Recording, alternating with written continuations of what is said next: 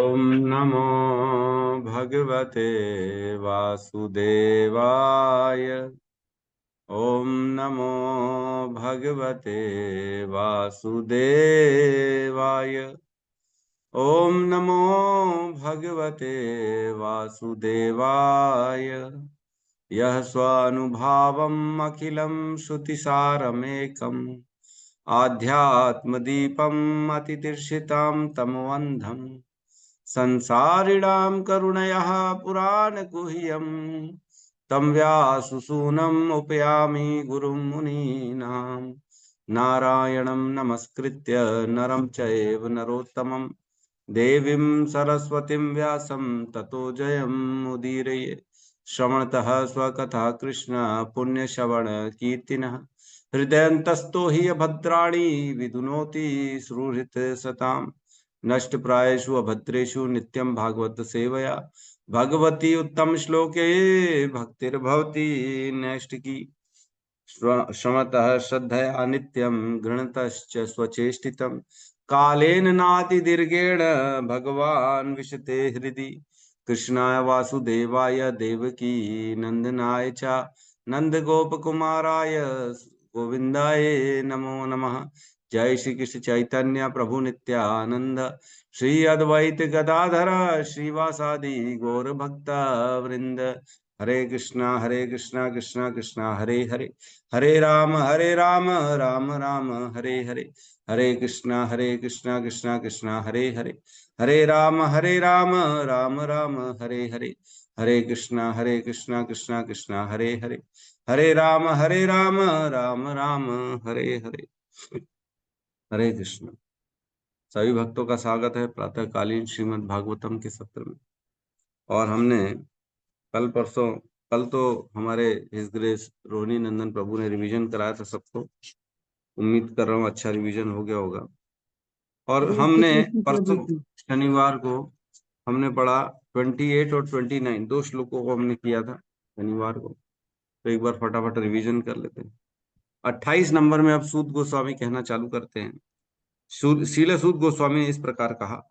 इस प्रकार श्री भगवान के उपदेश जो आध्यात्म अत्यधिक घनिष्ठ मित्रता में प्रदान किए गए थे, उसके विषय में सोचने में तथा उनके चरण कमलों का चिंतन करने में तल्लीन अर्जुन का मन शांत और समस्त भौतिक कल्मश से रहित हो गया।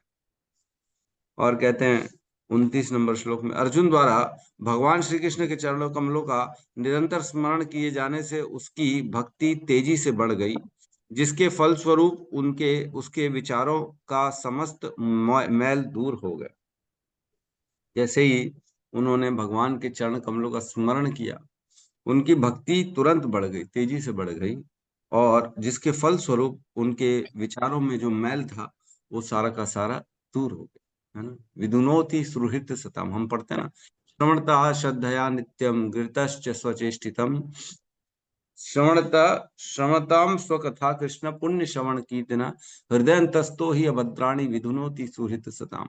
भगवान जो हमारे हृदय में है ना, जैसे ही हम उनके बारे में सुनते हैं, चिंतन चालू कर देते हैं, उनके बारे में ध्यान लगाना चालू कर देते हैं, श्रवणतः श्रद्धया श्रवणतः स्वर्णतः स्वकथा कृष्ण पुण्य श्रवण की, वो पुण्य प्रदान करने वाले हैं। केवल मात्र सुनने से पुण्य मिलता है। और क्या कहते हैं, हृदय अंतस्तो ही अभद्राणी, वो हमारे हृदय के अंदर ही बैठे हुए हैं, और जो अभद्र हैं हमारे हृदय में, उनको सारे के सारे अभद्रों को वो तुरंत विधुनोति सुहृत सदाम, तुरंत धोना चालू करते हैं। सुहित है वो, हमारे हमारे हितैषी है। और ऐसे हितैषी भगवान हमारे हृदय में बैठ के सारे अभद्रों को विधुनोति धोना चालू कर देते हैं।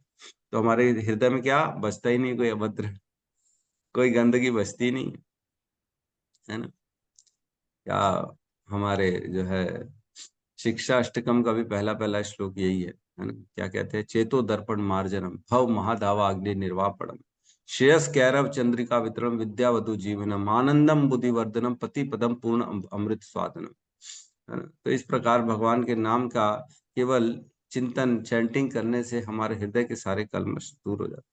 लेकिन हृदय में अगर बहुत ज्यादा कल्मश हो तो क्या होगा। सपोज करो बहुत ज्यादा गंदगी है एक कमरे में, बहुत ज्यादा गंदगी है, एक बार दो बार झाड़ू पोछा लगाने से साफ होगा क्या? नहीं होगा। बहुत सपोज करो 2 फुट उसमें मट्टी भरी पड़ी हुई है, एक कमरे के अंदर 2 फुट की मट्टी भरी पड़ी हुई है, घुटनों तक मट्टी भरी हुई है।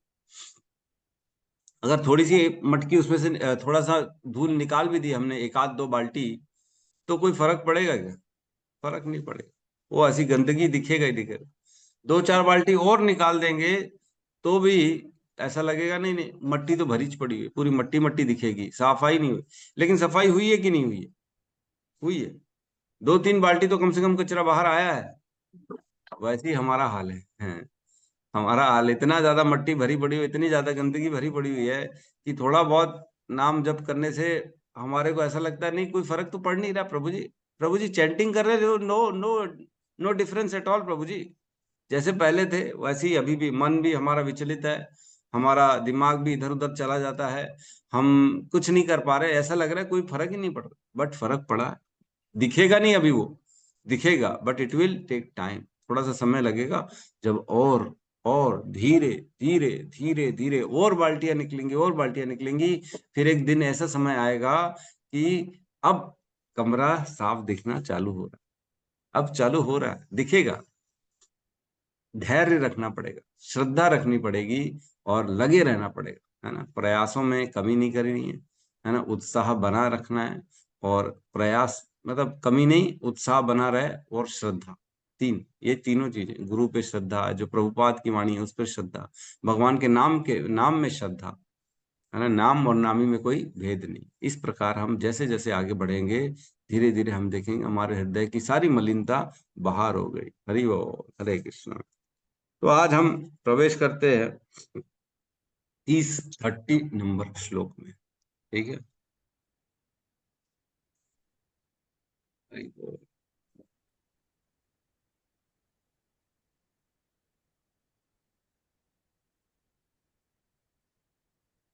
लिख रहा है।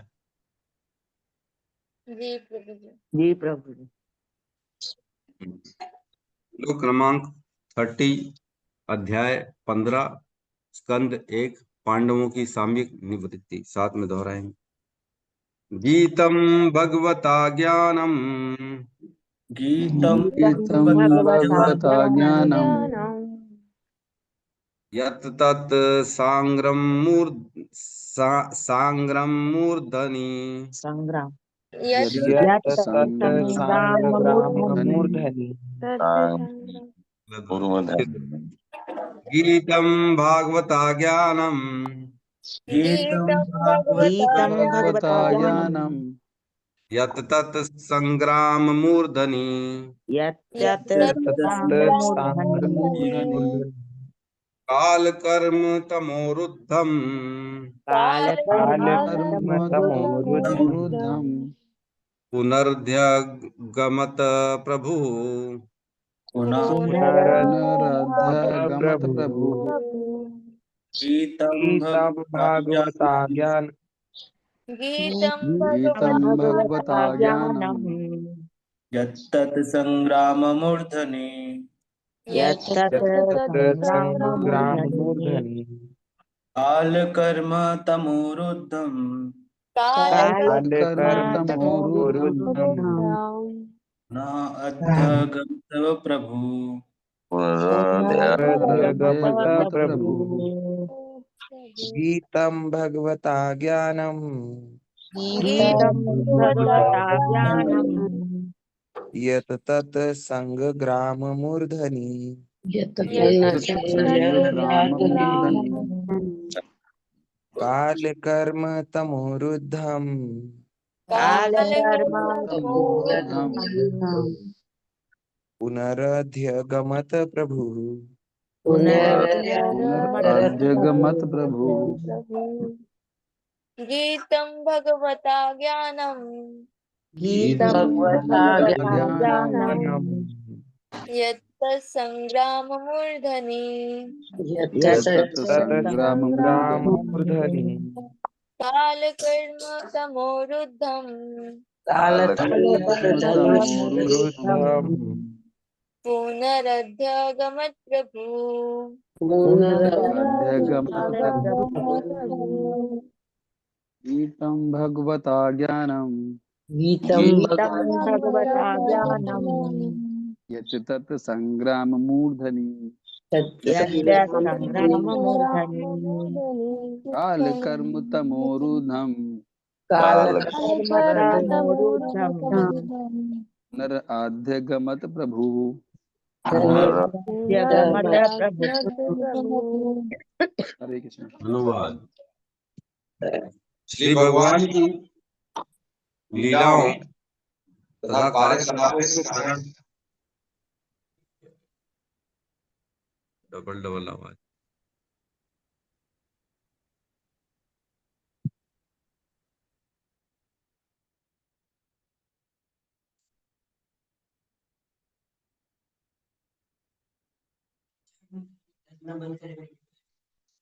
श्री भगवान की लीलाओं तथा कार्यकलापों के कारण तथा उनकी अनुपस्थिति से ऐसा लगा कि अर्जुन श्री भगवान द्वारा दिए गए उपदेशों को भूल गया हो, लेकिन वास्तव में बात ऐसी न थी और वह पुनः अपनी इंद्रियों के स्वामी बन गया।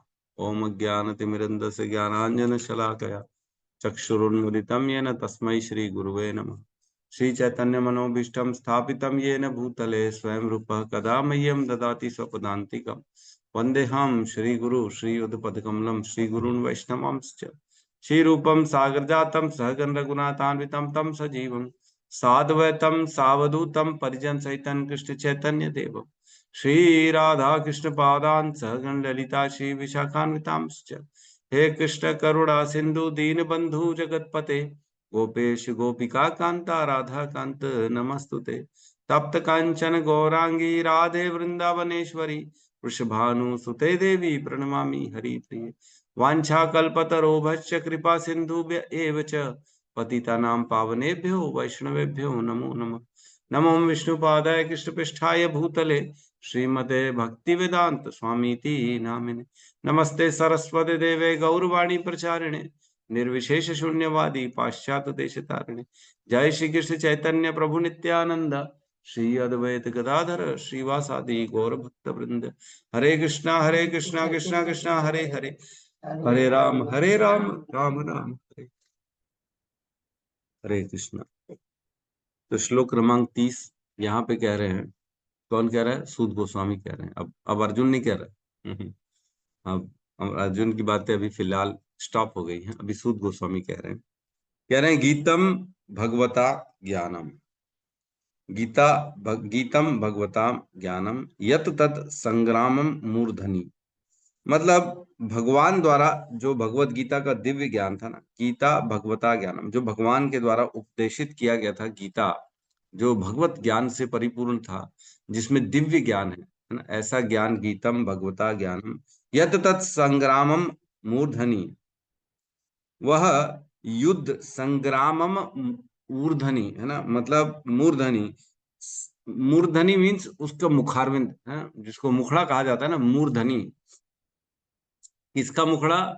संग्रामम मतलब युद्ध का मुखड़ा है ना। युद्ध मतलब कुरुक्षेत्र के जो युद्ध हुआ था उसका मुखड़ा मीन्स उसका शुरुआत। बेसिकली कहने का मतलब ये युद्ध के शुरुआत में है ना, संग्रामम मूर्धनि यत् तत्, जो ऐसा ज्ञान जो उसको युद्ध के शुरुआत में दिया गया था भगवान के द्वारा, ऐसा भगवत गीता का दिव्य ज्ञान, इसकी बात चल रही है ना। ठीक है, क्या कहना है?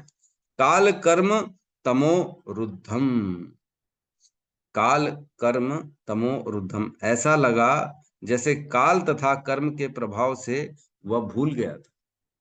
कौन? अर्जुन। ऐसा लगा तमोगुण के कारण, या हम देखे कि भोग में लग गए थे।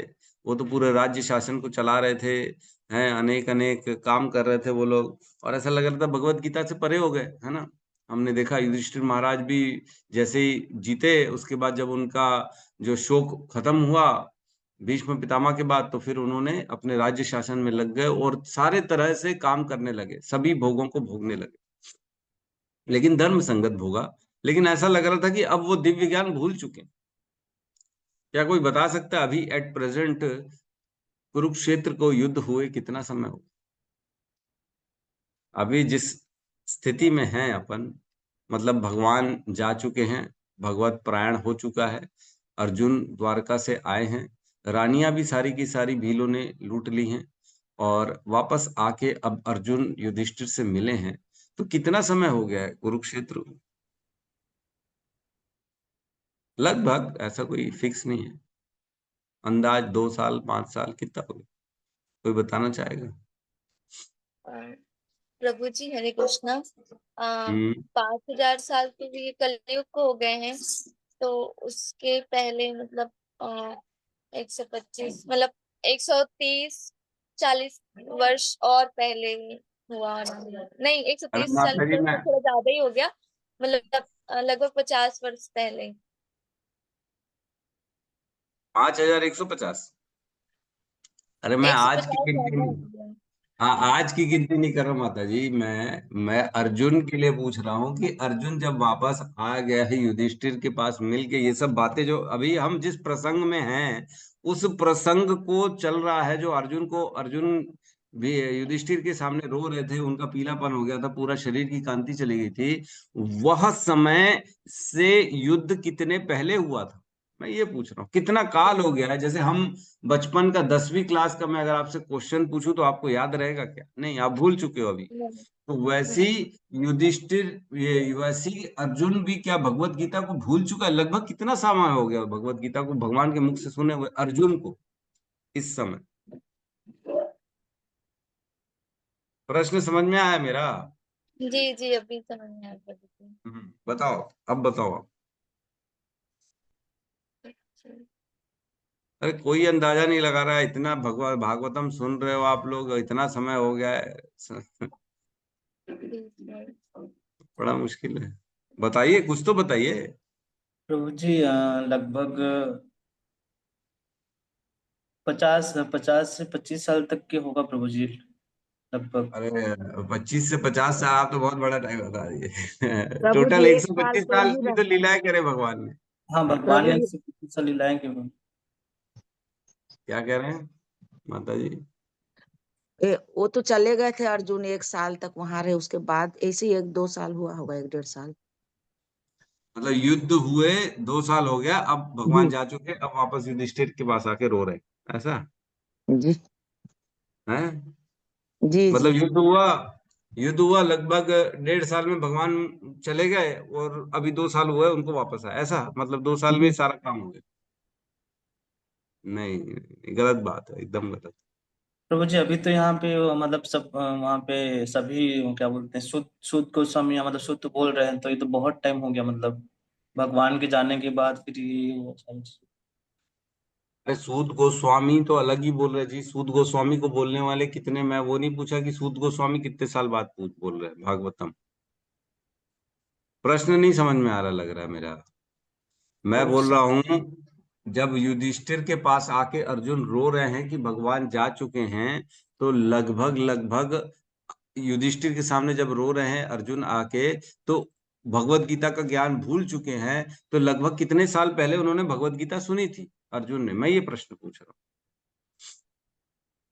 ये सत्यम प्रभु कहिए। प्रभु जी जैसे ही युद्ध समाप्त हुआ, मतलब 18 दिन तक जो चला था, तो मुझे लग रहा है कि युद्ध समाप्त होते ही, भगवान के जाते ही, मतलब फिर धीरे धीरे कलयुग के वजह से भूलने लग गए तुरंत ही। तुरंत? अरे तो अभी कितना समय हो गया मतलब? भगवत गीता का ज्ञान सुने हुए अर्जुन को कितना टाइम हो गया है? 18 दिन पहले प्रभु जी। 18 दिन बाद ही आके रो रहे हैं अभी ये?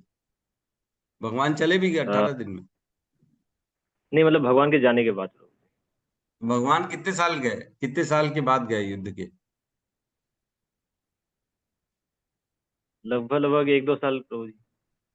अच्छा, 1-2 साल बाद भगवान चले गए, और अब लगभग उसी के बाद, मतलब ये सब 2-3 साल की घटना है कुल मिला के युद्ध के बाद। जी प्रभु जी। अच्छा ठीक है, और कोई? रोहिणी नंदन प्रभु, आपका कुछ विशेष बोलिए, क्योंकि हम प्रसंग में हैं, लेकिन हम ये समझ नहीं पा रहे हैं कि कितना समय हो चुका है युद्ध हुए, युधिष्ठिर को शासन करते हुए, है ना? और बाकी चीजों को भगवान चले भी गए हैं, इनको पता ही नहीं था पहले भगवान गए हैं, तब जाते 7 महीने तो गए थे अर्जुन, याद नहीं है? पहले युधिष्ठिर बोले 7 महीने हो गए अर्जुन को गए हुए, अभी तक कुछ पता नहीं पड़ रहा मेरे को, भगवान ठीक है कि नहीं, कुशल मंगल में है कि नहीं। आप लोग कैसा करते हो?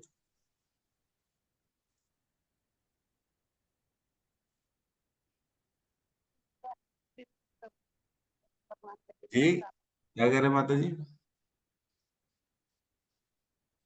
अच्छा, विदुर कितने समय के लिए वनवास के बाद आए थे, ये याद है? हमने चर्चा करी थी। 36 साल आए थे प्रभु जी वो। 36 साल आए, बहुत। 36 ईयर्स, 36 ईयर्स के बाद विदुर आए थे, है ना? और विदुर कब गए थे घर छोड़कर? युद्ध के पहले। युद्ध के पहले गए थे। तो लगभग 30-35 साल हो गए जो विदुर गए थे। उसके बाद युद्ध हुआ था, है ना? युद्ध में जो है पांडव जीते थे। उसके बाद अलग अलग प्रसंग हैं। फिर युधिष्ठिर ने अपना शासन स्वीकार किया, उन्होंने धीरे धीरे भगवान की शक्ति से, भगवान की कृपा से अपना शासन चलाया। वापस कृष्ण द्वारका चले गए, कृष्ण द्वारका में अपनी काफी सारी लीलाएं करी। यहाँ पे युधिष्ठिर ने अनेक अनेक कर्म किए, पूरे पृथ्वी को धर्म संगत बनाया, है ना? अर्जुन पूरे लीलाएं करने अलग अलग देशों में गए, है ना? तो इस प्रकार से इनको शासन करते करते लगभग लगभग 30-35 साल हो चुके हैं। 2 साल की घटना नहीं है ये, 1 साल की घटना नहीं है। हमको समझना पड़ेगा कि हम जिस कंटेक्स्ट में बात कर रहे हैं वो कंटेक्स्ट का समय और काल अवधि सबको समझते समझते चलना पड़ेगा। क्योंकि यहाँ पे कहा गया कि अर्जुन उसको कहीं भूल तो नहीं गया था, अब उसको वापस याद आया। 30-35 साल पुरानी बात याद रहती क्या? हम कल क्या खाना खाएं ये भूल जाते हैं। परसों क्या खाना खाएं वो भूल जाते हैं। 1 हफ्ते पहले कौन सा कपड़ा पहना था वो भूल जाते हैं। तो भगवत गीता का ज्ञान कैसे याद रहेगा? 35 साल पहले सुना हुआ, लेकिन उस समय की बात अलग है। ये सब बड़े भगवत प्रेमी हैं, इनको सब याद रहता है। तो यहाँ पे कह रहे हैं, ऐसा लगा कि अर्जुन श्री भगवान द्वारा दिए गए उपदेशों को भूल गया था, क्योंकि वो शोक में था। वो सब ऐसा लग रहा था, भौतिक हमारे को दिख रहा था कि नहीं नहीं रो रहा है, कांति उसकी चली गई है, पीला पड़ गया है। तो जब अभिमन्यु का वध हुआ था अपना युद्ध में, तब अर्जुन रो रहे थे और साथ ही साथ कृष्ण भी रो रहे थे। अर्जुन तो रो रहे थे क्योंकि उनका पुत्र चला गया, कृष्ण रो रहे थे कि अर्जुन को मैंने इतना ज्ञान दिया और फिर रो रहा है। मैंने बताया अभी, ये आत्मा कभी मरती नहीं है, ये तो आना जाना चला रहता है, चलता रहता है, फिर भी रो रहा है, इसलिए रो रहे थे। तो यहाँ पे कह रहे हैं कि अर्जुन जो है अब वापस से उसको स्मरण आ रहा है, अब वापस से वो ध्यान कर रहा है वही सारे गीता के उपदेशों को, है ना? जो ऐसा लग रहा था कि काल कर्म और तमोगुण के कारण तमोरुद्धम, ऐसा ऐसा लग रहा। तमो मीन्स वैसे बेसिकली अंधकार कहा गया है यहाँ पे। तमोरुद्धम मीन्स ऐसे अंधकार से घिरा हुआ था। तो ऐसा लग रहा था कि कृष्ण के उपदेश को भूल गया, इसलिए शोक कर रहा है। लेकिन एक्चुअल में शोक वह नहीं कर रहा, वो भगवान से विरह का अनुभव कर रहा है, क्योंकि भगवान उसके मित्र के रूप में उसके साथ थे। ठीक है, तो इसमें हम तात्पर्य में प्रवेश करते हैं। तात्पर्य बाय श्रील प्रभुपाद इसमें कह रहे हैं कि बद्ध जीव शाश्वत काल के प्रभाव से अपने सकाम कर्मों में लिप्त हुआ रहता है। हम सब अपने अपने कामों में लिप्त रहते हैं। हम देखते हैं ना, अरे बचपन में दोस्त था, अपने कामों में लग गए, अब कितने साल के बाद मिल रहे, कितना परिवर्तन आ जाता है सब में।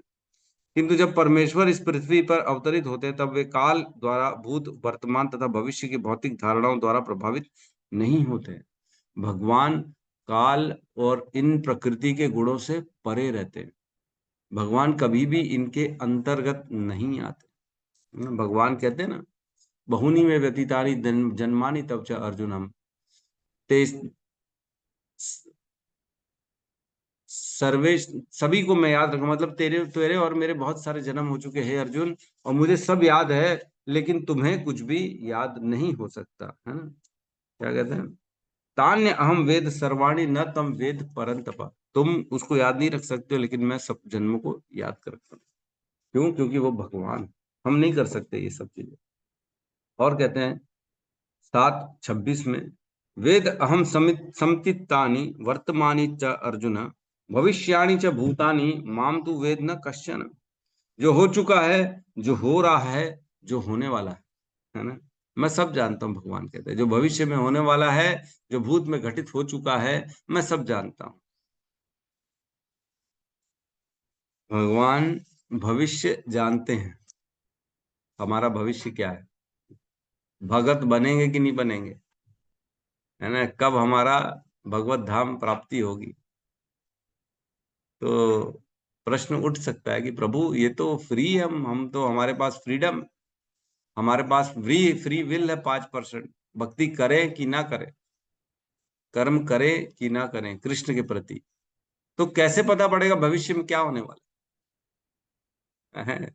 ये एक बहुत बड़ा पजल है जो हम लोग नहीं समझ सकते, हमारी बुद्धि से नहीं समझ सकते। भगवान भविष्य कैसे जानते हैं? क्योंकि भगवान काल के परे, भगवान काल के परे, भगवान को काल रोक नहीं सकता। हम जो करने वाले हैं वो भगवान भविष्य में देख के आ जाते हैं, उनको पता रहता है भविष्य में हम क्या करने वाले, लेकिन भगवान उसमें हस्तक्षेप नहीं करते। ये भी बताओ, हम कहने को तो कहते हैं कि हम अपनी इच्छा से कर रहे हैं और जो डिसीजन है वो हमारा है, भगवान उसमें कभी भी हस्तक्षेप नहीं करते। ये सच भी है, भगवान कभी भी हस्तक्षेप नहीं करते, लेकिन जो होने वाला है वो भगवान को मालूम है कि नहीं? आप क्या करने वाले हो उसको सब मालूम, क्या करोगे, कब करोगे, क्यों करोगे, सब मालूम है। तो ये एक बहुत बड़ा विचित्र स्थिति आ जाती है कि ये कैसे बता रहे हैं मैं क्या करने वाला हूं, जब कह भी रहे हो कि मेरी इच्छा में कभी वो हस्तक्षेप नहीं करते हैं, और मैं क्या करूंगा ये उनको पहले से ही मालूम है। हाँ मालूम है, वो भगवान है। ठीक है। तो यहाँ कहते हैं कि अतः ऊपर से भौतिक लगने वाले अर्जुन के ये कार्यकलाप उसे उसे उसकी दिव्य स्थिति से दूर नहीं ले गए, अपितु इसके विपरीत उसे श्रीमद् भगवत गीता की उसकी चेतना का पुनः स्मरण दिलाया। विलाप में जब दुखी में होता है ना व्यक्ति, तभी उसको वापस से गुरु भगवान की याद आती है ना। जब बहुत बड़ा तकलीफ में आता है तब, अरे ये मैं कहाँ फंस गया, हे भगवान बचा लो, हे भगवान, गुरु मंत्र याद आ जाता है जब तकलीफ में रहता है। 50 गुंडे खड़े हैं सामने लूटने के लिए, तब भगवान याद आता है, ओ जय हनुमान ज्ञान गुण सागर, जय कपीस तिहु लोक उजागर, ऐसी बोलता है आदमी, तब हनुमान का याद है। बाकी कभी याद नहीं आएगा, पार्टी में जाएगा है, मजे कर रहा है, खा रहा है, पी रहा है, मूवी में जा रहे, तब याद नहीं आएगा कि भगवान का नाम ले ले। नहीं नहीं, जब तकलीफ में प्राणों पे रक्षा करनी है, तब भगवान की, है ना। कहते हैं दुख में सुमिरन सब करे, सुख में सुमिरे न कोई, जो सुख में सुमिरन करे वो दुख काहे को कोई। उसको दुख होगा ही नहीं। जो सुख में भी भगवान का स्मरण करेगा, है ना, तो उसको दुख आएगा ही नहीं। लेकिन जो केवल दुख में स्मरण करेगा उसके जीवन में दुख दुख आता ही है। सुख में नहीं करेगा तो दुख में आएगा। भगवान इसीलिए तो दुख देते हैं ना, तुम मेरे को याद करो, मेरे को भूल गए हो तुम, इसलिए दुख देते हैं। और जब हम वैसे ही याद करेंगे तो भगवान दुख देंगे ही नहीं। अरे बोले ये तो अपना ही है, इसको क्या दुख है, याद तो करता रहता है मेरे को, है कि नहीं। इस प्रकार इसमें कह रहे हैं भगवत गीता का एक श्लोक, मन मना भव मद भक्तो मद्याजी माम नमस्कुरु माम एवेष्यसि सत्यम ते प्रति जानो प्रियो अस्मि प्रियो असी में। तो भगवान ये श्लोक जो है ना 2 बार बोलते हैं भगवत गीता में। 18वें अध्याय के 65वें नंबर में यही श्लोक बोलते हैं, और यही श्लोक 9वें अध्याय के 34 नंबर श्लोक में आता है ना। उसमें और इसमें बस 2-3 शब्दों का अंतर है। उसमें कहते हैं मन मना भव मद भक्तो मद्याजी माम नमस्कुरु माम एवेषि युक्त एवं आत्मानं मत परायण। हे अर्जुन, मुझे नमस्कार करो, मेरी पूजा करो, मेरा स्मरण करो, है ना, मेरे प्रति सारे कर्मों को समर्पित करो, और ऐसा करने से तुम मेरे धाम को निश्चित तौर से प्राप्त होगे। और इस श्लोक में कहते हैं कि मन मुझे दो, मुझे प्रणाम करो, मेरी भक्ति करो, मुझे नमस्कार करो। ये मैं तुमसे सच कह रहा हूं अर्जुन, क्योंकि तुम मेरे प्रिय मित्र हो। क्योंकि तुम मेरे प्रिय मित्र हो इसलिए मैं तुमसे ये कह रहा हूं, सत्यम ते, ये झूठ नहीं है, ये सत्य है। और क्यों? प्रति जानो प्रियो असी में, तुम मेरे प्रिय हो इसलिए मैं तुमको ये बता रहा हूं, नहीं तो नहीं बताता। बेसिकली सबको बता दिया भगवान ने, अर्जुन के माध्यम से हमको भी बता दिया, ये सत्य है। ठीक है। तो लोग क्या कहते हैं कि मन तो मैं नहीं दे पाऊंगा, थोड़ा सा धन ले लो, 500 का डोनेशन ले लो। मैं कहा मन तो हमारा घर में लगा हुआ है, मन तो मेरा व्यापार में लगा हुआ है, मन तो मेरा कामों में लगा हुआ है, मन तो मेरा पुत्र पुत्री पत्नी गर्लफ्रेंड बॉयफ्रेंड, है ना, दारू खाना पीना, इसमें लगा हुआ है ना मन हमारा। लोगों को बोलो तो मानने को तैयार नहीं होते हैं कि मन हम देंगे करके। मन नहीं देंगे, भगवान को मन क्यों देंगे? अरे मन में बैठे हैं ना भगवान हमारे। और मन कहाँ बैठा है? मन तो तुम्हारा अपना भोगों में लगा हुआ। तो जब तक हम काम नहीं करेंगे तब तक उसका फल नहीं मिलता, है ना। जब तक गोली नहीं खाएंगे बीमारी ठीक हो जाएगी क्या? सपोज करो सर में दर्द है और बोले बस ठीक हो जा, सर का दर्द ठीक हो जा, ठीक हो जा। मैं मन से सोच रहा हूं कि मैं इसका इलाज कर रहा हूँ। डॉक्टर के पास गए, सपोज करो, डॉक्टर ने दवाई दी और बोले थोड़ा आराम करना, बातचीत मत करना, दिन भर रेस्ट करना और गोली खा के सो जाना। और अगर हम आ गए, नहीं नहीं बोले प्रभु डॉक्टर आशीर्वाद दो, आशीर्वाद दो, आशीर्वाद से बस मेरा ठीक हो जाए, सर का दर्द ठीक हो जाएगा? नहीं। वैसे ही क्या होता है, लोग क्या कहते हैं, साधु के पास जाते, वैष्णव के पास जाते, आशीर्वाद दो हम ठीक हो जाएं, आशीर्वाद दो हम ठीक हो जाए। अरे आशीर्वाद से ठीक कैसे होगा? तुमको करना पड़ेगा बाबा, गोली खानी पड़ेगी, है, आराम करना पड़ेगा, तब जाके बीमारी से ठीक होगे। आशीर्वाद से थोड़ी ठीक हो जाएगा। केवल आशीर्वाद चाहिए सबको, संतों का, वैष्णव। फॉलो कुछ नहीं करना है, फॉलो वही करना है जो हमको करना है। हमको तो भोग करने, हमको तो आराम से मजे करने, खाना है पीना है। वैष्णव बोल रहे नॉनवेज मत खाओ, तो बोलेंगे नहीं नहीं हम तो खाएंगे, बस आप आशीर्वाद दे दो हमारे को, हम ऐसे ही ठीक हो जाएंगे। अरे ऐसे थोड़ी हो जाता है, कोई जादू थोड़ी ठीक कर देंगे। तो भाई कृपा चाहिए तो करना पड़ेगा। कृपा का अर्थ होता है कर और पा। कृपा, तभी कृपा मिलेगी जब हम कुछ करेंगे। बिना करे कभी कृपा मिलती है? एक बार मैं भूल गया कौन हमारे गुरु आचार्य थे, उनके पास उनका बढ़िया भागवतम का पूरा लेक्चर हुआ। लेक्चर कंप्लीट हुआ, उसके बाद एक व्यक्ति आया मिलने अपने परिवार के साथ में। बोलता है गुरु महाराज आशीर्वाद दो, कृपा करो हमारे ऊपर, ब्लेसिंग्स। तो मेरे ख्याल से हिज होलीनेस गोपाल कृष्ण गोस्वामी महाराज की बात है, मेरे ख्याल से, मेरे को ठीक से याद नहीं। तो महाराज जी कहते हैं नाउ कृपा इज ओवर, अब कृपा खत्म हो चुकी है, तुम लेट हो गए। इतनी देर मैंने बोला, वही मेरी कृपा थी। जो कृष्ण के लिए हमने बातें करी, जो हम इंस्ट्रक्शंस देते हैं, जो बताते हैं कि कैसे जीना है, कैसे रहना है, क्या सोचना है, क्या नहीं सोचना, यही कृपा है बेसिकली। और हम क्या करते हैं, भूल जाते हैं, हम सब कुछ याद नहीं रखते। ठीक है, तो इस प्रकार बेसिकली इसमें एक और वर्णन है। इस चिरंतन सत्य के विषय में कोई संदेह नहीं किया जा सकता। चूंकि अर्जुन उनका विश्वास पात्र मित्र था, अतएव उससे यह रहस्यमय प्रकट किया गया। भगवान ने यह रहस्यमय चीज, भगवत गीता का ज्ञान, उसे प्रकट किया क्योंकि वह भगवान का बहुत बड़ा भक्त था, बहुत बड़ा भक्त, है ना? मित्र भी था इसलिए। और इसमें एक और श्लोक का वर्णन है, उसमें क्या है, ऐसा नहीं है कि मैं झूठ बोल रहा हूं, ऐसा इस ज्ञान से बहुत से लोगों ने उद्धार भी किया अपना। भगवान अर्जुन को बोल रहे, भगवत गीता की शुरुआत में भी उन्होंने बोल दिया, चौथे अध्याय के 10वें श्लोक में उन्होंने कहता है वीत राग भय क्रोधा मन मया माम उपाश्रिता बहवो ज्ञान तपसा पूता मद भावम मागता। मीन्स आसक्ति भय तथा क्रोध से मुक्त होकर मुझ में पूर्णतया तन्मय होकर और मेरे शरण में आकर बहुत से व्यक्ति भूतकाल में मेरे ज्ञान से पवित्र हो चुके हैं।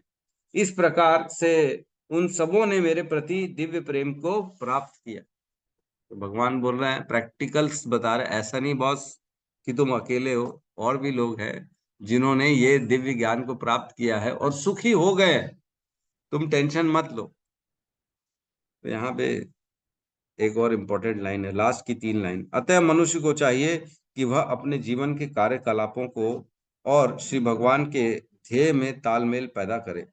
ऐसा करने से उसका भगवत धाम लौटना निश्चित है।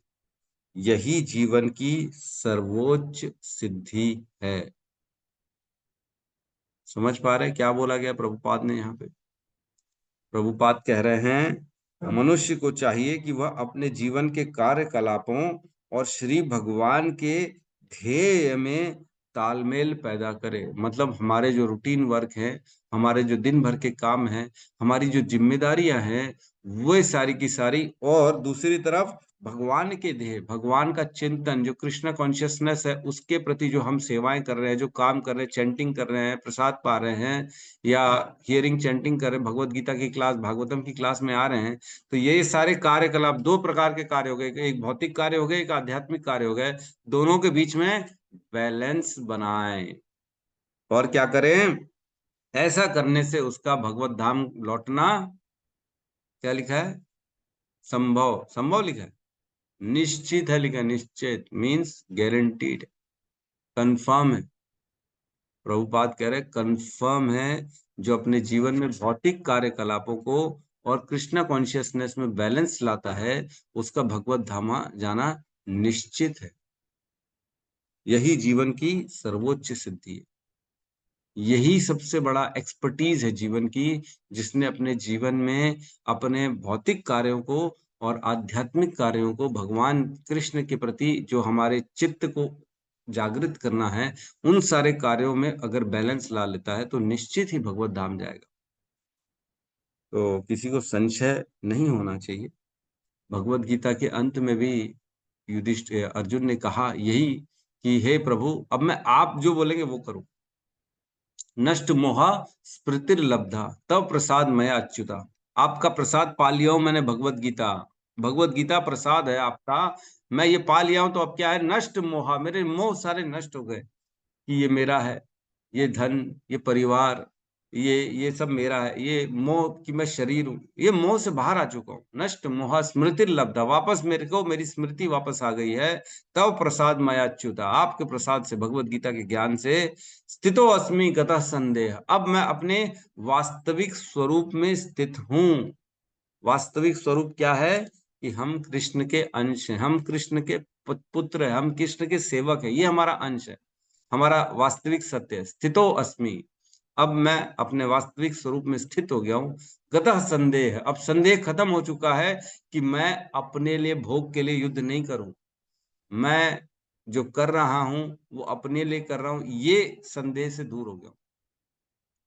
संदेह ये कि ये मेरे पिता है, ये संदेह, ये मेरे दादा है, ये मेरे गुरु है, ये संदेह जीवन में कौन भेजता है? गुरु, पिता, माता पिता, कोई हम चॉइस करते क्या? नहीं, भगवान देते। भगवान हमको माता पिता देते, भगवान हमको पुत्र पुत्री देते, भगवान हमको सारे रिश्ते नाते देते, चॉइस नहीं करते। तो ये हम कैसे कह सकते कि ये मेरा है? अगर किसी के घर में बच्चा है, पैदा हुआ है, वो कैसे कह सकते हैं ये मेरा बच्चा है? अरे तुमने कहाँ से बच्चा ला लिया? तुम्हारे में क्षमता है बच्चा पैदा करने की। ये कृष्ण की कृपा से मेरे पुत्र के रूप में आया है, ऐसा होना चाहिए, ये बात है। तो जिसके अंदर ये ज्ञान रहेगा, वही कह रहे स्थितो अस्मि गतः संदेह, मेरे कोई नहीं है, मैं अब क्या है? करिष्ये वचनम तव, अब मैं केवल और केवल आपके वचनों को फॉलो करूंगा। आप बोलोगे लड़ तो लड़ूंगा, आप बोलोगे बैठ तो बैठूंगा, ये करूंगा। इस प्रकार अर्जुन ने कृष्ण के प्रति अपना समर्पण कर दिया। ठीक है, तो हम श्लोक ले लेते हैं नेक्स्ट, उसमें कोशिश करते पूरा, तो वो भी डिस्कशन नहीं हो पाएगा अगला वाला, बट फिर भी ट्राई करते हैं, हम प्रयास करते हैं जितना पहुंच पाए। बहुत ज्यादा हमने इसमें समय दे दिया इस श्लोक में। 31 में प्रवेश करते हैं। विशोको ब्रह्म संपत्त्या ईशोको ब्रह्म संपत्त्या संचिन्न द्वैत संशयः संशयः लीन प्रकृतिर्नैर्गुण्यात्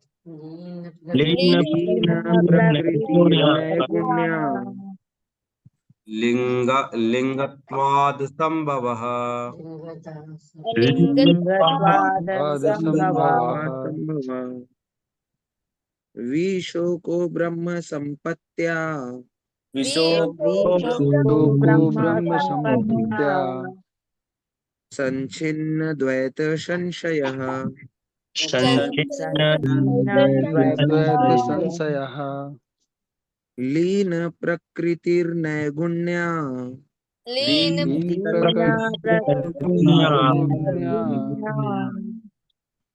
दली अंगत्वाद संभवः अंगत्वाद संभवः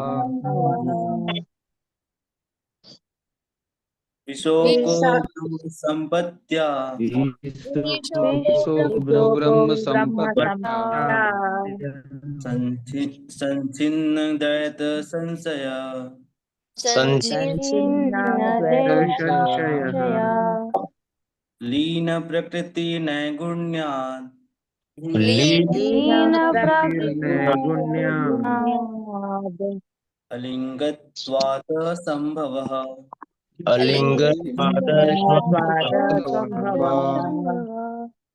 पीसो को ब्रह्म संपत्त्या विशोको ब्रह्म संपत्त्या छिन्नद्वैत संशया संचिन्न द्वैत संशयः लीन प्रकृति निर्गुण्यात् प्रकृतिर्नैगुण्या आलिंगत्वात् असंभवः अलिंगत्वात् संभवः धन्यवाद। आध्यात्मिक संपत्ति से युक्त होने के कारण उसके द्वैत के संशय पूर्ण रूप से छिन्न हो गए।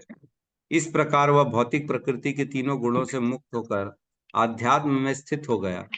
अब जन्म तथा मृत्यु के पाश में उसके फंसने की कोई आशंका न थी, क्योंकि वह भौतिक रूप से मुक्त हो चुका था।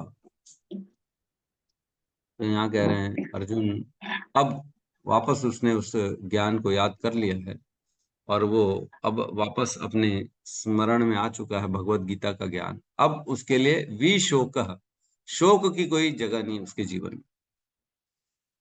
तो शोक क्यों होता है? याद है, हमने पढ़ा है इसके बारे में। किसको किसको याद है? याद तो नहीं होगा क्योंकि मैं भी भूल ही गया था। कल बैठा दिमाग में तब जाके ध्यान आया कि हमने कहाँ पढ़ा था। तो ज्यादा समय नहीं लेता, मैं बता देता हूँ। हमने पढ़ा था 1.13.44 में, है ना, जिसमें हमने 4 परिस्थितियों का वर्णन किया, है ना। उसमें क्या कहते थे, उसमें पढ़ते हैं हमने, यन मन्यसे ध्रुवम लोकम अध्रुवम वा च न शोभयम सर्वथा ही न शोच्यास्ते स्नेहादन्यत्र मोहजात। कि हे अर्जुन, सभी परिस्थितियों में चाहे आप आत्मा को नित्य मानो अथवा भौतिक देह को नश्वर मानो, 4 कंडीशन हमने पढ़ी थी। चाहे आत्मा को आप नित्य मानो, चाहे आत्मा देह को नश्वर मानो, या देह को नित्य मानो या आत्मा को नश्वर मानो, है ना, या देह और आत्मा को दोनों को नश्वर मान लो, या देह और आत्मा को दोनों को नित्य मान लो। चारों ही परिस्थिति में शोक की कोई गुंजाइश ही नहीं।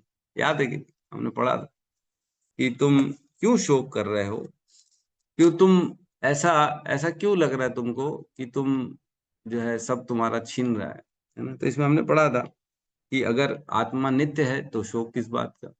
अगर पहले से ही मालूम था कि शरीर जो है वो भस्म होने वाला है, खत्म होने वाला है, तो किस बात का शोक। या ये मालूम था कि दोनों नित्य हैं तो किस बात का शोक।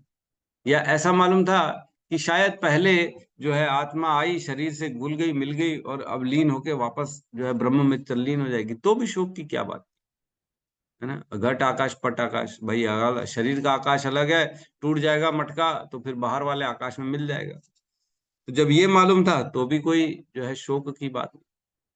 तो उसमें कहते हैं शोक क्यों होता है? वियोग की भावनाएं केवल मोह जनित स्नेह के कारण हैं और इसके अतिरिक्त कुछ भी नहीं है ना। हमने पढ़ा था शोक जो मोह के कारण उत्पन्न होता है, वह शोक का कोई जरूरत नहीं है जीवन, है ना। कौन सा? जो अज्ञान के कारण, मोह के कारण शोक उत्पन्न होता है, ऐसे शोक का कोई स्थान नहीं है जीवन। हमने पढ़ा था, दोबारा से आप याद करिएगा, निकालिएगा, पिछले वाले श्लोकों को 1.13.44। या अगर वी शोको मीन्स अब वो शोक से दूर हो गए, वी शोको मीन्स अब शोक से परे हो गए। ब्रह्म संपत्तया क्यों हो गए? क्योंकि अब उनको ब्रह्म की संपत्ति के बराबर मिल गया। जो ब्रह्म है, जो भगवत गीता का ज्ञान है, वह ज्ञान की संपत्ति वापस उनके पास आ गई, है ना। ब्रह्म संपत्त्या के दो एक्चुअल में मीनिंग है। एक तो मीनिंग यही हो गया कि आध्यात्मिक ज्ञान से वापस से उन्मुक्त हो गए, वो वापस उनका स्मरण आ गया, आध्यात्मिक ज्ञान, भगवत गीता का ज्ञान। और दूसरा अर्थ ये है कि ब्रह्म संपत्तिया मीन्स वो तो कृष्ण की संपत्ति उनके पास ऑलरेडी है, कृष्ण का स्मरण आ गया। कृष्ण जो भगवान ब्रह्मांड नायक है, वह भगवान उनकी संपत्ति है। हम कुंती स्तुति में पढ़ते हैं, है ना, क्या कहते हैं भगवान, जिसमें कहते हैं कि निर्धनों की संपत्ति है। क्या श्लोक है? कृष्ण राधिका माता जी, कृष्ण चंद्रिका माता जी, याद है आपको? कृष्ण चंद्रिका माता जी नहीं है क्या आज? हरे कृष्ण प्रभु जी। जी प्रभु जी। हाँ, प्रभु जी बताइए याद नहीं श्लोक। आ रहा है। हाँ, मतलब ये निर्धनों की संपत्ति है, ये याद है, लेकिन वो श्लोक नंबर याद नहीं आ रहा है। अरे किसी को भी याद नहीं क्या? हैं? बड़ा सुंदर श्लोक था।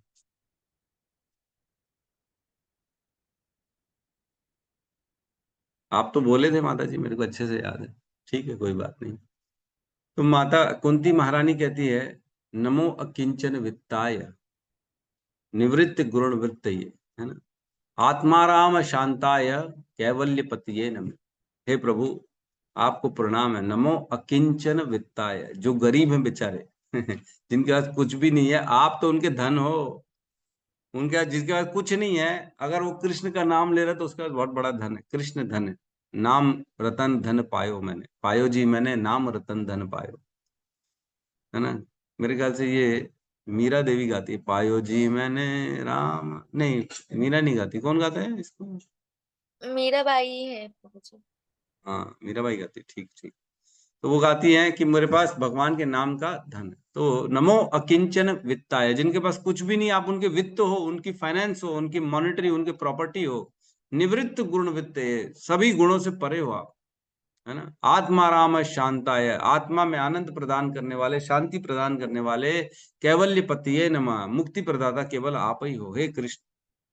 यहाँ कह रहे ब्रह्म संपत्तया, है कि नहीं बहुत बड़ी संपत्ति भगवान, जिनके पास पैसा कौड़ी नहीं है जिनका गाड़ी घोड़ा नहीं है, जिनका घर बंगला नहीं है, लेकिन कृष्ण के भक्त है तो उनके पास बहुत बड़ी संपत्ति है, ब्रह्म संपत्तियां है उनके पास, ब्रह्म संपत्ति है उनकी।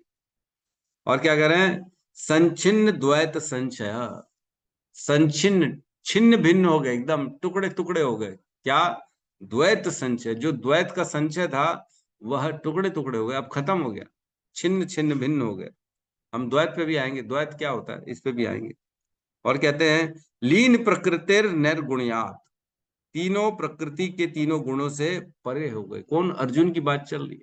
क्यों? क्योंकि उन्होंने भगवत गीता का स्मरण कर लिया, अब वापस से वही अध्यात्म में वो प्रवेश कर रहे हैं, अब तीनों गुणों से परे हो गए। और क्या कह रहे हैं? लिंगत्वाद असंभव, अलिंगत्वाद असंभव मीन्स, इस अलिंगत्वाद का अर्थ क्या होता है? अलिंगत्वाद का मतलब होता है जो सूक्ष्म शरीर होता है, जो मन बुद्धि अहंकार होता है, जिसको हम सूक्ष्म शरीर कहते हैं, वह अलिंगत्वाद, उससे परे हो गए। अब सूक्ष्म शरीर उनका खत्म हो गया, नीचे बाहर हो गया। तो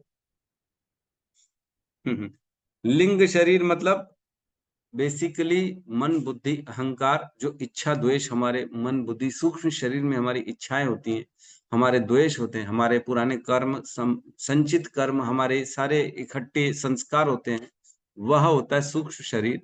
और सूक्ष्म शरीर को लिंग शरीर भी कहा जाता है। तो अब क्या करें? अलिंगत्वाद मीन्स अब वह सूक्ष्म शरीर के सारे स्वभावों से, सारे कार्यकलापों से अलिंगत्वाद, परे हो गए। और क्या करें? असंभव, अब वो जन्म मृत्यु के चक्र से भी परे हो। तो हम जानते हैं कि हमारा सूक्ष्म शरीर ही हमको दोबारा जीवन लाने, दोबारा जन्म मृत्यु के चक्र में फंसाने के लिए क्या कौन है जिम्मेदार? हमारा सूक्ष्म शरीर, जो मन, बुद्धि, अहंकार। मन इच्छा करता है और उसी इच्छा के कारण दोबारा हमको इस संसार में आना पड़ता है। इच्छा द्वेष समुत्थेन द्वंद्व मोहेन भारत सर्वभूतानि सम्मोहम सर्गे यान्ति परंतु। सर्वभूतानि सम्मोहम, इस संसार में सभी के सभी सम्मोहित मोह के कारण आते हैं। सर्वभूतानि, जो इस संसार में जो भी शरीरधारी है वो मोह के कारण इस शरीर में आया है। सर्वभूतानि सम्मोह हुआ था उसको एक समय, और इसलिए वह जन्म ले लेके अनेक जन्म ले लेके फिर फंस रहा है शरीरों में, अनेक शरीरों में फंस रहा है। सर्वभूतानि सम्मोहम सर्गे यान्ति परंतप, इनसे परे हो जाओगे तो बाहर निकल जाओगे। इच्छा द्वेष समुत्थेन द्वंद्व मोहेन भारत। इच्छा और द्वेष के कारण ऐसा द्वंद्व उत्पन्न होता है हमारे शरीर में, जो मोह को उत्पन्न करता है, और ऐसा मोह हमको फंसा देता है जन्म मृत्यु के चक्र में।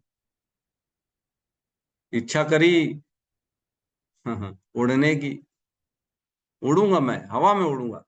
गाने भी बनते हैं ना, हवा में उड़ चलूं ऊंचे गगन में उड़ू, पता नहीं क्या क्या। और लोगों को इच्छाएं बताते, नई इच्छा प्रदान करते, बॉलीवुड हॉलीवुड, है ना। ऐसा लड़ाई करेंगे, ऐसा एयरक्राफ्ट चलाएंगे, ऐसा गाड़ी चलाएंगे अपने आप को, तो वही इच्छा देखने वाले को पैदा होगी, अरे मैं भी ऐसा करूं, मैं भी ये करूं, वाह कितना अच्छा ये है। हमारे अंदर इच्छाएं, वो लोग भरते जा रहे, और इच्छा इतनी बढ़ती कि हम फिर इच्छा छोड़ ही नहीं पाते। इतनी सारी इच्छाएं हो जाती कि एक भी इच्छा छोड़ते नहीं बनता।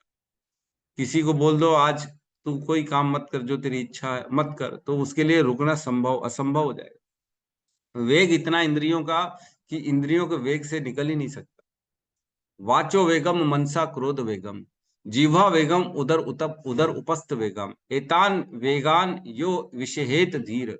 जो धीरवान व्यक्ति है, जिन्होंने इस सारे वेगों को जो कंट्रोल कर लिया है, पृथ्वी में अपि स शिष्य थे, वो पूरे पृथ्वी में शिष्य बनाने लायक है, गुरु बनने लायक है बेसिकली, जिन्होंने अपनी इंद्रियों को कंट्रोल कर लिया।